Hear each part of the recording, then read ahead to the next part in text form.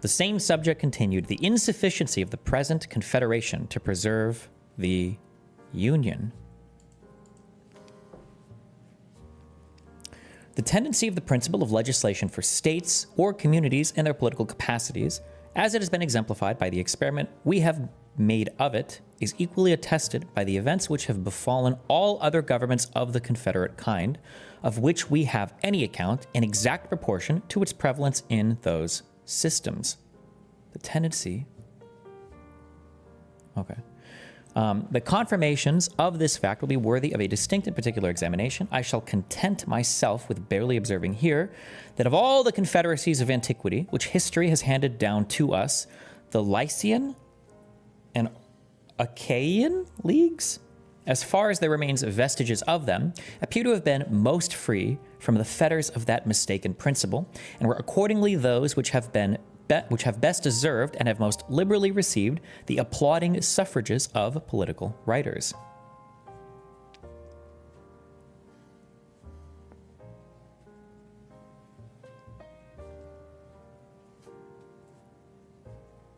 The tendency of the principle of legislation for states or communities and political classes as an exemplar by the experiment we have made of it. Oh, so he's going to compare, I guess, like other older, like, republics, basically, and see which ones are doing the best, basically, yeah. Okay.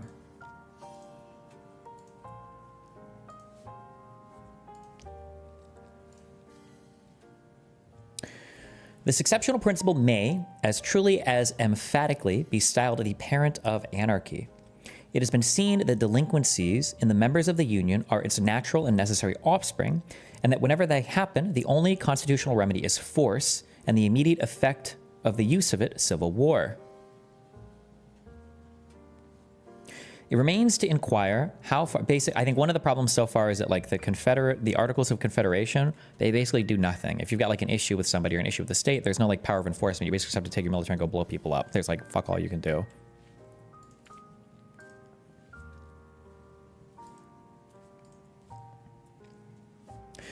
It remains to inquire how far so odious an engine of government and its application to us would even be capable of answering its end. If there should not be a large army constantly at the disposal of the national government, it would either not be able to employ force at all, or, when this could be done, it would amount to a war between parts of the Confederacy concerning the infractions of a league in which the strongest combination would be most likely to prevail, whether it consisted of those who supported or of those who resisted the general authority. So arguing that the federal government needs to be strong and able to enforce things, otherwise the state with the biggest army would basically just say, fuck you, we're going to do whatever we want, get bent. It would rarely happen that the delinquency to be redressed would be confined to a single member, and if there were more than one who had neglected their duty, similarity of situation would induce them to unite for common defense. Oh, this is kind of funny. This is basically a prediction of the Civil War, right? If something was pissing off a state so bad that it needed to resist the Federation or Confederation of States, then there'd probably be multiple states that would want to work together for it, which I guess is kind of like the Civil War, right? Independent of this motive of sympathy, if a large and influential state should happen to be the aggressing member, it would commonly have weight enough with its neighbors to win over some of them as associates to its cause. Specious arguments of danger to the common liberty could easily be contrived. Plausible excuses for the deficiencies of the party could, without difficulty, be invented to alarm the apprehensions, inflame the passions, and conciliate the goodwill even of those states which were not chargeable with any violation or omission of duty. So one state could, like, fuck up really bad, and it could basically say to smaller states around it, like, hey, listen, like, I know that we fucked up, but they're coming for you next, okay? This would be the more likely to take place, as the delinquencies of the larger members might be expected sometimes to proceed from an ambitious premeditation in their rulers, with a view of getting rid of all external control upon their designs of personal aggrandizement. This would be the more likely to take place as the delinquencies of the larger members might be expected to proceed from an ambitious premeditation. Okay, yeah. The better to effect which it would presumable they would tamper beforehand with leading individuals in the adjacent states. If associates could not be found at home, recourse would be had to the aid of foreign powers, who would seldom be disinclined to encouraging the dissension of a confederacy from the firm union of which they had so much to fear. Oof. So if states were having problems with each other, smaller states could be basically kind of like a larger state could get a smaller state to like join it in its rebellion. Or if they couldn't find friends at home, maybe a state could align itself with a foreign power who would be glad to see, obviously, the fall of the United States, right? When the sword is once drawn, the passions of men observe no bounds of moderation. The suggestions of wounded pride, the instigations of irritated resentment, would be apt to carry the states against which the arms of the Union were exerted to any extremes necessary to avenge the affront or to avoid the disgrace of submission. The first war of this kind would probably terminate in a dissolution of the Union.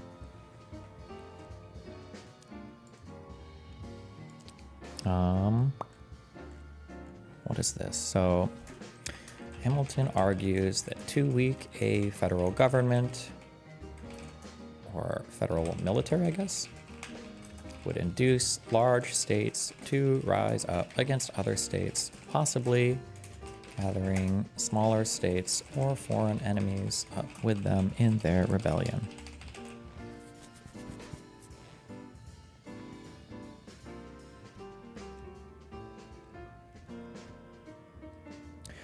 This may be considered as the violent death of the Confederacy. Its more natural death is what we now seem to be on the point of experiencing, if the federal system be not speedily renovated in a more substantial form. It is not probable, It is not probable, considering the genius of this country, that the complying states would often be inclined to support the authority of the Union by engaging in a war against the non-complying states. That the complying states would often be...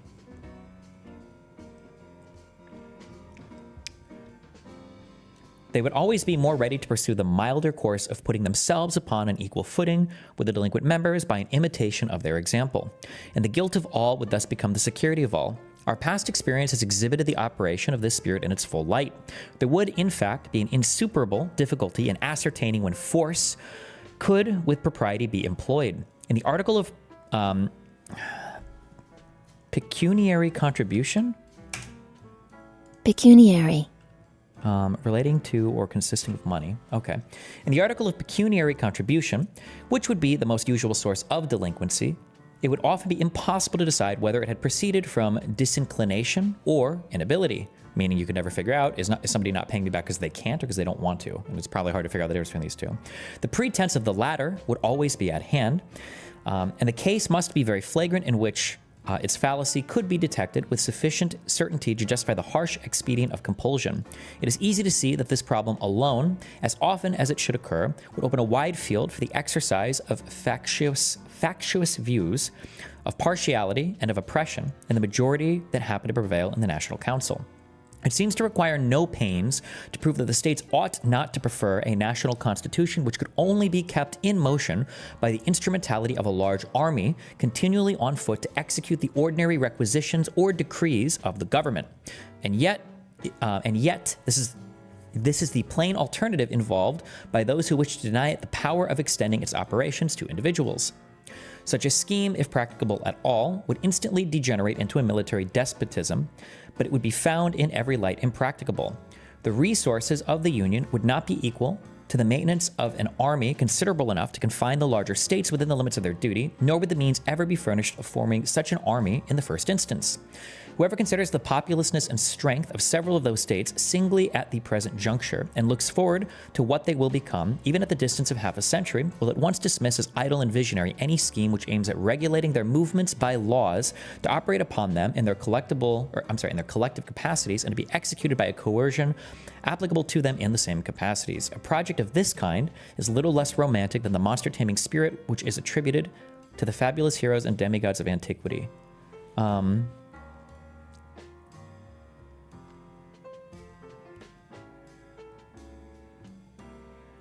So we have to find a way to enforce the Constitution or national Constitution without just like using a huge rolling military over and over again, basically, right? I think. Even in those confederacies which have been composed of members smaller than many of our counties, the principle of legislation for sovereign states supported by military coercion has never been found effectual. It has rarely been attempted to be employed, but against the weaker members, and in most instances, attempts to coerce the refractory and disobedient have been the signals of bloody wars, in which one half of the Confederacy has displayed its banners against the other half. The result of these observations to an intelligent mind must be clearly this, that if it be possible at any rate to construct a federal government capable of regulating the common concerns and preserving the general tranquility, it must be founded, as to the objects committed to its care, upon the reverse of the principle contended for by the opponents of the proposed Constitution. It must carry its agency to the persons of the citizens. It must stand in need of no intermediate legislations, but must itself be empowered to employ the arm of the ordinary magistrate to execute its own resolutions. The majesty of the national authority must be manifested through the mediums of the courts of justice. The government of the Union, like that of each state, must be able to address itself immediately to the hopes and fears of individuals, and to attract to its support those passions which have the strong influence upon the human heart. It must, in short, possess all the means and have a right to resort to all the methods of executing the power with which it is entrusted that are possessed and exercised by the government of the particular states. So is this arguing for like federal authority over individual U.S. citizens as well? Basically, I think is what this is like arguing, right? I think this is what it's arguing. To this reasoning, it may perhaps be objected that if any state should be disaffected to the authority of the Union, or maybe this is arguing essentially for the supremacy of federal law, maybe over state law. To this reasoning, it may perhaps be objected that if any state should be disaffected by the authority of the Union, it could at any time obstruct the execution of its laws, and bring the matter to the same issue of force, with the necessity of which the opposite scheme is reproached. The plausibility of this objection will vanish the moment we avert to the essential difference between a mere non-compliance and a direct and active resistance. If the interposition of the state legislatures be necessary to give effect to a measure of the Union, they may have not to act. They have only not to act or to act evasively, and the measure is defeated. This neglect of duty may be disguised under affected but unsubstantial provisions, so as not to appear, and of course not to excite any alarm in the people for the safety of the Constitution. The state leaders may even make a merit of their surreptitious invasions of it on the ground of some temporary convenience, exemption, or advantage. So it's saying we can't rely on like state legislatures to implement federal law for citizens of the states, I think, basically, right? But if the execution of the laws of the national government should not require the intervention of the state legislatures, if they were to pass into immediate operation upon the citizens themselves, the particular governments could not interrupt their progress without an open and violent exertion of an unconstitutional power. No omissions nor evasions would answer the end. They would be obliged to act, and in such a manner as would leave no doubt that they have encroached on the national rights.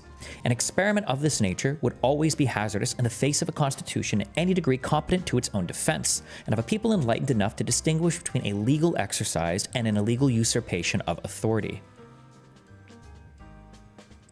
The success of it would require not merely a factious, I think it's factious, right? Factious majority in the legislature, but the concurrence of the courts of justice and the body of the people. If the judges were not embarked in a conspiracy with the legislature, they would pronounce the resolution of such a majority to be contrary to the supreme law of the land, unconstitutional and void. If the people were not tainted with the spirit of their state representatives, they, as the natural guardians of the Constitution, would throw their weight into the national scale and give it a decided preponderancy in the contest. Attempts of this kind would not often be made with a levity or rashness, because they could seldom be made without danger to the authors, unless in cases of tyrannical exercise of the federal authority. Okay. If opposition to the national government should arise from the disorderly conduct of refractory or seditious individuals, it could be overcome by the same means which are daily employed against the same evil under the state governments. The magistracy, being equally the ministers of the law of the land, from whatever source it might emanate, would doubtless be as ready to guard the national as the local regulations from the inroads of private licentiousness. As to those partial commotions and insurrections which sometimes disquiet society from the intrigues of an inconsiderable faction, or from sudden or occasional ill humors that do not infect the great body of the community, the general government can command more extensive resources for the suppression of disturbances of that kind than would be in the power of any single member. And as to those mortal feuds which, in certain conjunctures, spread a conflagration through the whole nation, or through a very large proportion of it, proceeding either from weighty causes of discontent given by the government, or from the contagion of some violent popular paroxysm, they do not fall within any ordinary rules of calculation, When they happen, they commonly amount to revolutions and dismemberments of empire. No form of government can always either avoid or control them. It is in vain to hope to guard against events too mighty for human foresight or precaution, and it would be idle to object to a government because it could not perform impossibilities. That's cute. Okay, so this is basically arguing for supremacy. But enforcing federal law with the military is not desirable. So the best outcome would be all state governments to recognize the supremacy of federal law and not require further state legislature action to implement it, I guess. Okay.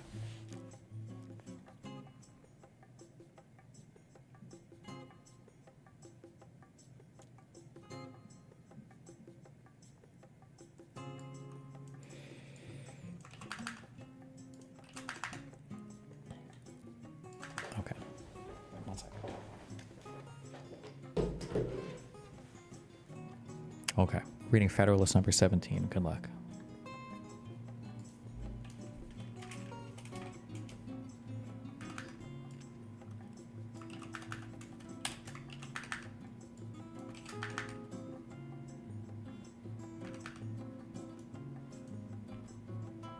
Are you enrolled in this? No. The same subject continued: the insufficiency of the present confederation to preserve the union. An objection of a nature different from that which has been stated and answered in my last address may perhaps be likewise urged against the principle of legislation for the individual citizens of America. Against the principle of legislation. Okay. It may be said that it would tend to render the government of the Union too powerful. Oh, and the last one he talked a lot about how the federal government should be able to make laws and rules that apply to the ordinary citizens of the states, basically, right? It may be said that it would tend to render the government of the Union too powerful and to enable it to absorb those residuary authorities which it might be judged proper to leave with the states for local purposes. Allowing the utmost latitude to the love of power which any reasonable man can require, I confess I am at a loss to discover what temptation the persons entrusted with the administration of the general government could ever feel to divest the states of the authorities of that description. The regulation of the mere domestic police of a state appears to me to hold out slender allurements to ambition. Commerce, finance, negotiation, and war seem to comprehend all the objects which have charms for minds governed by that passion, and all the powers necessary to those objects ought, in the first instance, to be lodged in the national depository. So he's saying things that states are interested in, why would the federal government care? Things that the federal government is interested in, the federal government naturally care about. So commerce, finance, negotiation, and war, these seem to be things that a federal government would love to deal with, and so they will deal with it. But like, would the federal government care about divesting a state from like police? Why would the federal government have an interest in that?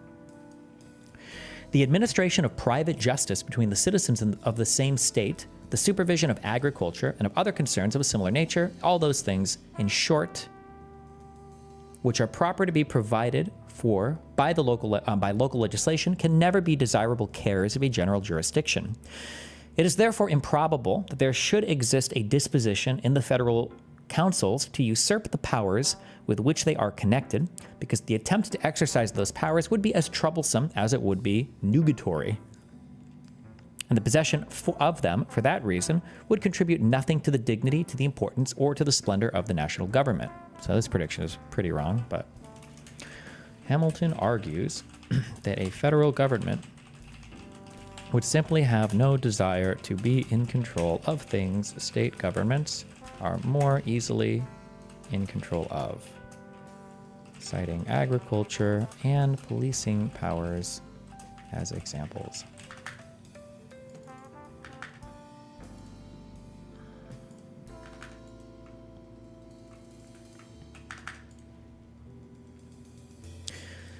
But let it be admitted, for argument's sake, that mere wantonness and lust of domination would be sufficient to beget that disposition. Still, it may be safely affirmed that the sense of the constituent body of the national representatives, or, in other words, the people of the several states, would control the indulgence of so extravagant an appetite. So he's saying the representatives, the people in Congress, would control the federal government and not be wacky and wild when it comes to that. It will always be far more easy for the state governments to encroach upon the national authorities than for the national government to encroach upon the state authorities. This is probably just wrong. I think history has shown us right. The proof of this proposition turns upon the greater degree of influence which the state governments, if they administer their affairs with uprightness and prudence, will generally possess over the people, a circumstance which at the same time teaches us that there is an inherent and intrinsic weakness in all federal constitutions, and that too much pains cannot be taken in their organization to give them all the force which is compatible with the principles of liberty. The superiority of influence in favor of the particular governments would result partly from the diffusive construction of the national government, but chiefly from the nature of the objects to which the attention of the state administrations would be directed. Again, that states would just, the things that states are interested in, their governments would be more naturally suited to deal with. The federal government can't do fuck all, I guess. And shouldn't do fuck all, and wouldn't want to do fuck all. It is a known fact in human nature that its affections are commonly weak in proportion to the distance or diffusiveness of the object. Upon the same principle that a man is more attached to his family than to his neighborhood than to the community at large, the people of each state would be apt to feel stronger bias towards their local governments than towards the government of the Union, unless the force of that principle should be destroyed by a much better administration of the latter. The strong propensity of the human heart would find powerful auxiliaries in the objects of state regulation. The variety of more minute interests. One thing that's probably changing this a lot too is like the advent of like radio, TV, and then internet obviously makes us feel much more connected to each other and then gives us a much stronger opinion about federal matters than it would about like state matters as well, right? Which is why a lot of this ends up being not the way that it turned out to be, right? The variety of more minute interests, which will necessarily fall under the superintendence of the local administrations, and which will form so many rivulets of influence running through every part of the society, cannot be particularized without involving a detail too tedious and uninteresting to compensate for the instruction it might afford. There is one, this is saying that like, if the federal government wanted to control some state affair, it would be like, so that to do this would just be so particularized, it wouldn't even be worth it. The federal government wouldn't have an interest or whatever, right? Or is what his argument would be. There is one transcendent advantage belonging to the province of the state governments, which alone suffices to place the matter in a clear and satisfactory light. I mean, the ordinary administration of criminal and civil justice. This, of all others, is the most powerful, most universal, and most attractive source of popular obedience and attachment. It is that which, being the immediate and visible guardian of life and property, having its benefits and its terrors in constant activity before the public eye, regulating all those personal interests and familiar concerns to which the sensibility of individuals is more immediately awake, contributes, more than any other circumstance, to impressing upon the minds of the people affection, esteem, and reverence towards the government. This great cement of society, which will diffuse itself almost wholly through the channels of the particular governments, independent of all other causes of influence, would ensure them so decided an empire over their respective citizens as to render them at all times a complete counterpoise and, not unfrequently, dangerous rivals to the power of the Union. He argues that the existence of individual judicial systems across each state would impress upon the individual citizens how important and relevant their own state governments are when it comes to administering to the states for state issues.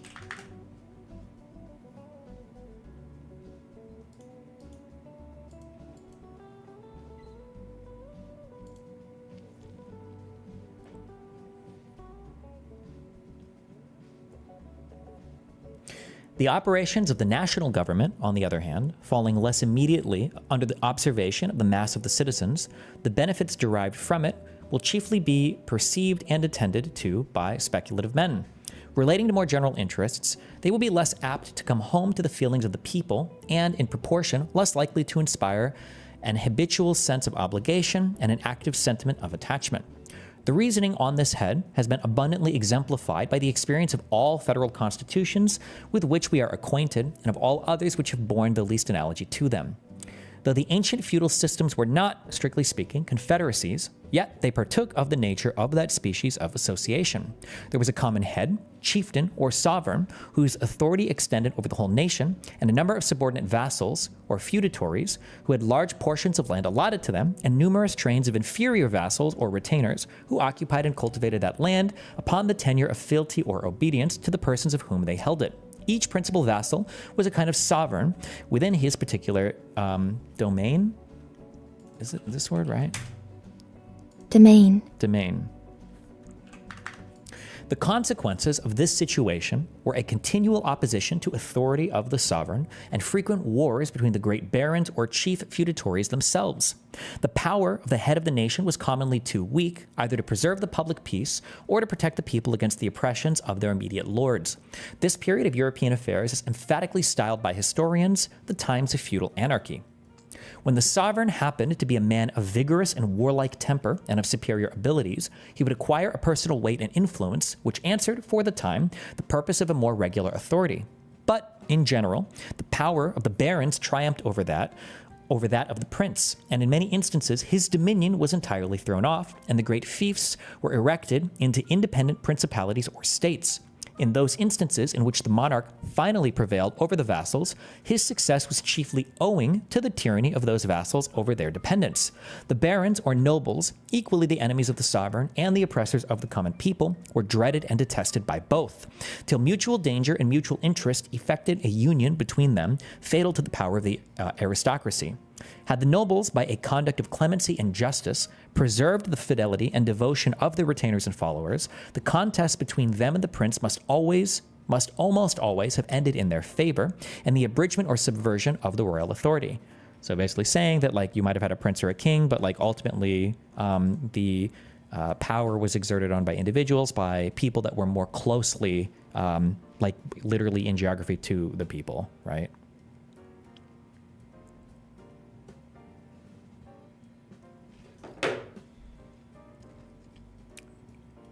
This is not an assertion founded merely in speculation or conjecture. Among other illustrations of its truth which might be cited, Scotland will furnish a cogent example. The spirit of clanship which was, at an early day, introduced into that kingdom, uniting the nobles and their dependents by ties equivalent to those of kindred, rendered the aristocracy a constant overmatch for the power of the monarch. Till the incorporation, with England subdued its fierce and ungovernable spirit and reduced it within those rules of subordination which a more rational and more energetic system of civil polity had previously established in the latter kingdom. The separate governments in a confederacy may aptly be compared with the feudal baronies, with this advantage in their favor that from the reasons already explained, they will generally possess the confidence and goodwill of the people, and with so important a support will be able effectually to oppose all encroachments of the national government. It will be well if they are not able to counteract its legitimate and necessary authority. It will be, okay. The points of similitude, similarities, consist in the rivalship of power applicable to both, and in the concentration of large portions of the strength of the community into particular deposits, in one case at the disposal of individuals, in the other case at the disposal of political bodies. A concise review of the events that have attended Confederate governments will further illustrate this important doctrine, and inattention to which has been the great source of our political mistakes and has given our jealousy a direction to the wrong side. This review shall form the subject of some ensuing papers.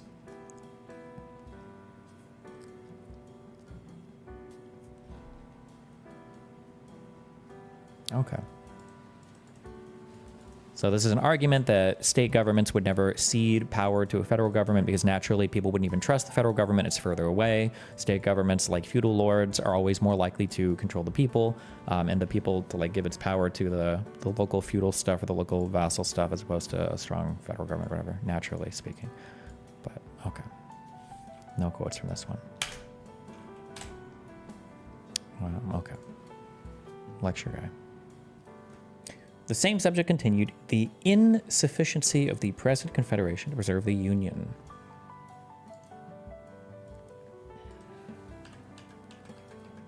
Okay, not too long. Among the confederacies of antiquity, The most considerable was that of the Grecian republics, associated under the Amphictyonic Council. Amphictyonic? Amphictyonic? Christ.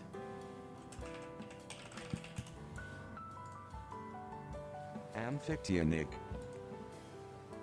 Amphictyonic. Thank you for the AI pronunciation. From the best accounts transmitted of this celebrated institution, it bore a very instructive analogy to the present Confederation of the American States. The members retained the character of independent and sovereign states and had equal votes in the Federal Council. This council had a general authority to propose and resolve whatever it judged necessary for the common welfare of Greece, to declare and carry on war, to decide in the last resort all controversies between the members, to fine the aggressing party, to employ the whole force of the Confederacy against the disobedient, to admit new members. The Amphictyons were the guardians of religion and of the immense riches belonging to the Temple of Delphos, where they had the right of jurisdiction in controversies between the inhabitants and those who came to consult the oracle. As a further provision for the efficacy of the federal powers, they took an oath mutually to defend and protect the united cities, to punish the violators of this oath, and to inflict vengeance on sacrilegious despoilers of the temple. Despoilers? Despoilers? Despoilers?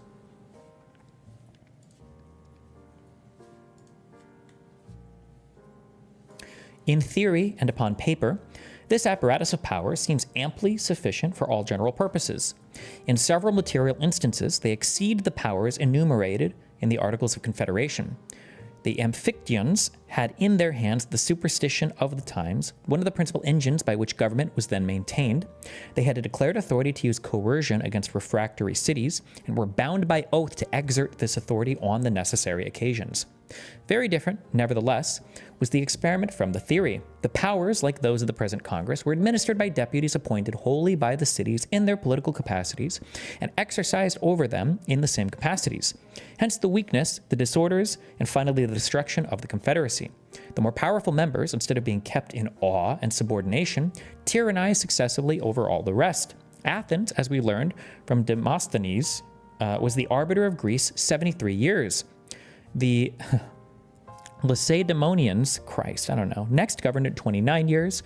At a subsequent period, after the Battle of Leuctra, the Thebans had their turn of domination. It happened, but too often, according to Plutarch, that the deputies of the strongest cities awed and corrupted those of the weaker, and that judgment went in favor of the most powerful party. This essay draws upon the history of the Greek republics, argues that the federal power they possessed or lacked is defining in their maintaining control over the entirety of the Confederacy, or of the Republic, I guess, I don't know, of Greece, I don't know.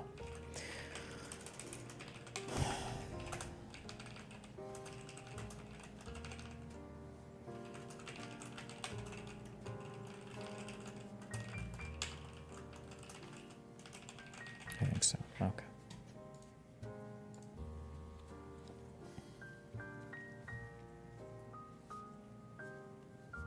Even in the midst of defensive and dangerous wars with Persia and Macedon, the members never acted in concert and were, more or fewer of them, eternally the dupes or the hirelings of the common enemy.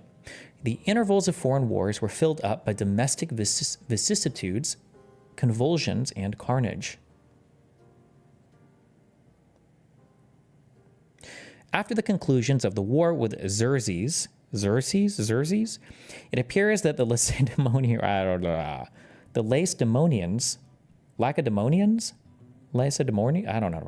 required that a number of the cities should be turned out of the Confederacy for the unfaithful part they had acted.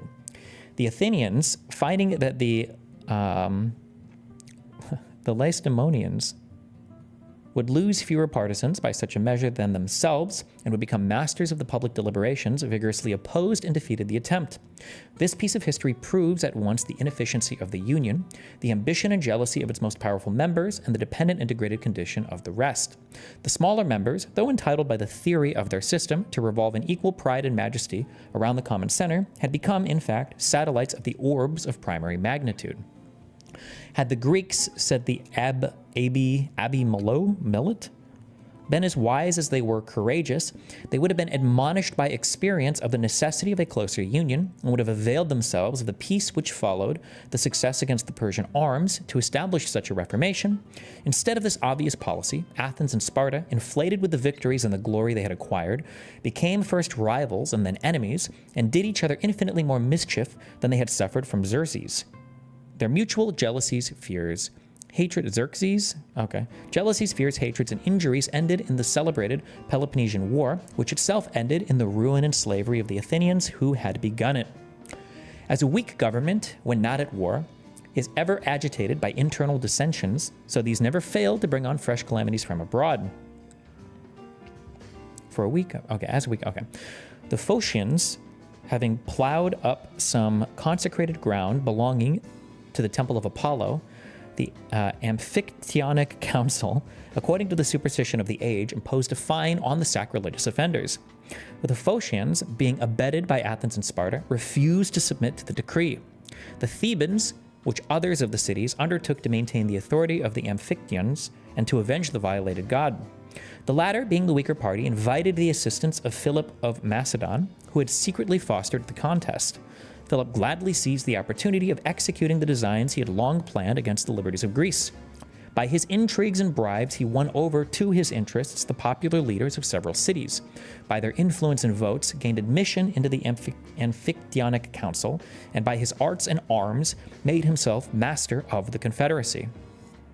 Lacedaemonian, is that how I pronounce it? One of the interesting themes of all of the Federalist Papers is one of the biggest worries of all of the founding father people is this idea of internal strife being co-opted by external enemies. Funny parallels to today, but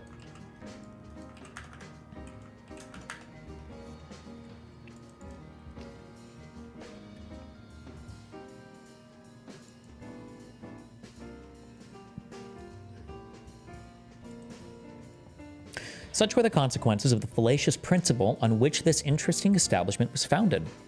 Had Greece, says a judicious observer on her fate, been united by a stricter confederation and persevered in her union, she would have never worn the chains of Macedon and might have proved a barrier to the vast projects of Rome. The Achaean League, as it is called, was another society of Grecian republics, which supplies us with valuable instruction. The union here was far more intimate and its organization much wiser than in the preceding instance. Okay.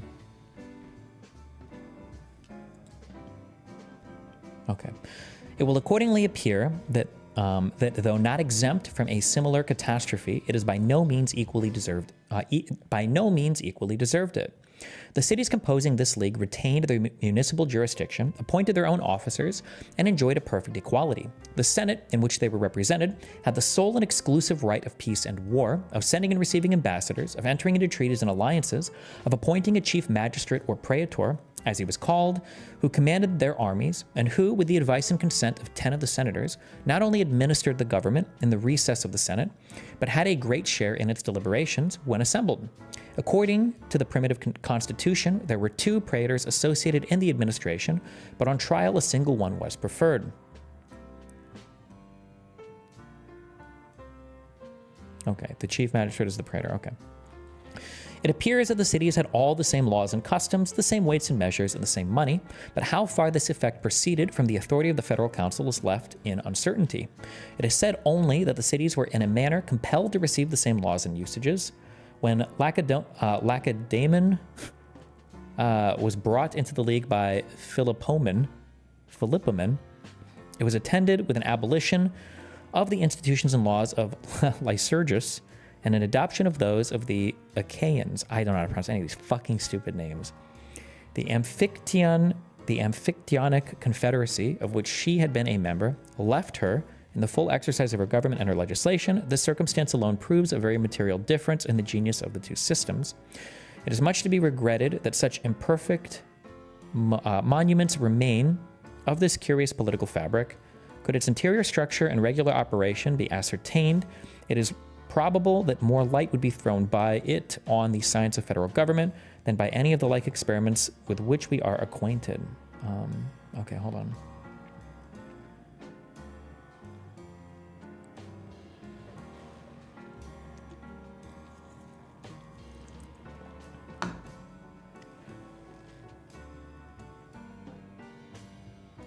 Okay, too many people, Jesus.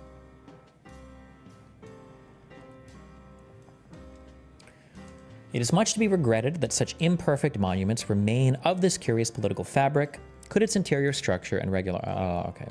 One important fact seems to be witnessed by all the historians who take notice of Achaean affairs. It is that as well after the renovation of the League by Aratus, as before its dissolution by the arts of Macedon, there was infinitely more of moderation and justice in the administration of its government, and less of violence and sedition in the people, than were to be found in any of the cities exercising singly all the prerogatives of sovereignty. The Abbé Mabley, in his observations on Greece, says that the popular government, which was so tempestuous elsewhere, caused no disorders in the members of the Achaean Republic because it was there tempered by the general authority and laws of the Confederacy. We are not to conclude too hastily, however, that faction did not, in a certain degree, agitate the particular cities, much less that a due subordination and harmony reigned in the general system. The contrary is sufficiently displayed in the vicissitudes and fate of the Republic. Whilst the Amphictyonic Confederacy remained, that of the Achaeans, which comprehended the less important cities only, made little figure on the theater of Greece. When the former became a victim to Macedon, the latter was spared by the policy of Philip and Alexander. Under the successors of these princes, however, a different policy prevailed. The arts of division were practiced among the Achaeans. Each city was seduced to a separate interest, and the union was dissolved. Some of the cities fell under the tyranny of Macedonian garrisons, others under that of usurpers springing out of their own confusions.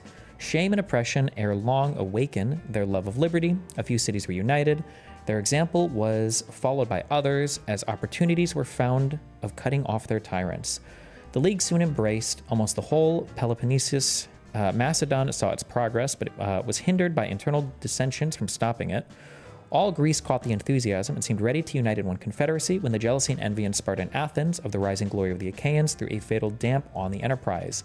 The dread of the Macedonian power induced the League to court the alliance of the kings of Egypt and Syria, who, as successors of Alexander, were rivals of the king of Macedon.